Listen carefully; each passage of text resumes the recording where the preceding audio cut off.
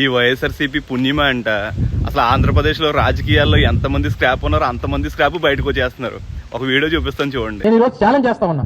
లోకేష్ వస్తాడో, లేకపోతే వాళ్ళకి మిత్ర బృందం వస్తుందో, లేకపోతే వారు చెప్పినటువంటి వారు వస్తారో. నేను దావోస్ వెళ్ళినప్పుడు అక్కడ చలిగా ఉంటది కాబట్టి మేము వెళ్ళట్లేదు అనేటువంటి మాట ఎక్కడన్నా అని ఉంటే, ఎందుకంటే మీరు అందరూ ఆ రోజు ఉన్నారు, నేను నా పత్రికా సమావేశం, ఎక్కడన్నా అనున్నట్టు చూపిస్తే నేను రాజకీయాల నుంచి మానేస్తాను. ఆగు చూపిస్తాం కంగారండి.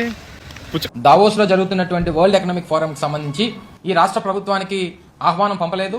ఈ రాష్ట్ర ప్రభుత్వం అందుకనే అక్కడికి వెళ్ళలేదు. ఎవరు కూడా దాంట్లో పార్టిసిపేట్ చేయడానికి వెళ్ళలేదు. పక్కన ఉన్నటువంటి తెలంగాణ వాళ్ళు వెళ్ళారు, లేదా మహారాష్ట్ర వాళ్ళు వెళ్ళారు, ఉత్తరప్రదేశ్ నుంచి వెళ్ళారు అని చెప్పి ఒక లిస్ట్ ని తెలుగుదేశం పార్టీకి సంబంధించినటువంటి సోషల్ మీడియాలో పెడుతూ అసలు మనకు ఆహ్వానమే లేనట్టు, ఆహ్వానం పలకనట్టు ప్రచారాన్ని చేస్తా ఉన్నారు. సహజంగా ఈ సందర్భంలో, అంటే ఈ సమయంలో దావోస్ లో -5, -10 డిగ్రీలు నడుస్తూ ఉంటుంది టెంపరేచర్. విపరీతమైన చలి ఉంటుంది. సహజంగా అందరికీ అదే ఉంటుంది కదా. ఎన్నోళ్ళు దాదాపు 2,500 నుంచి 3,000 మంది ప్రతినిధులు ఉంటారు. ఒక సందర్భంలో అయితే ఇప్పుడు మా ఫైనాన్స్ సెక్రటరీగా ఉన్నటువంటి రావత్ గారు అక్కడ ఆ స్నో ఉన్న దాంట్లో కాలు జారి కాలు కూడా ఫ్రాక్చర్ అయ్యి దాదాపు 40-45 రోజులు అక్కడ ట్రీట్మెంట్ చేయించుకున్నారు. సహజంగా చలిలో ఉంటే ఎవరైనా స్నానం చేస్తామా? సరే, అవన్నీ చెప్తామండి బయటికి. చూసారుగా మరి ఎప్పుడు మరి రాజకీయ సన్యాసం అన్న. నీకు విషయం అర్థం కావట్లే.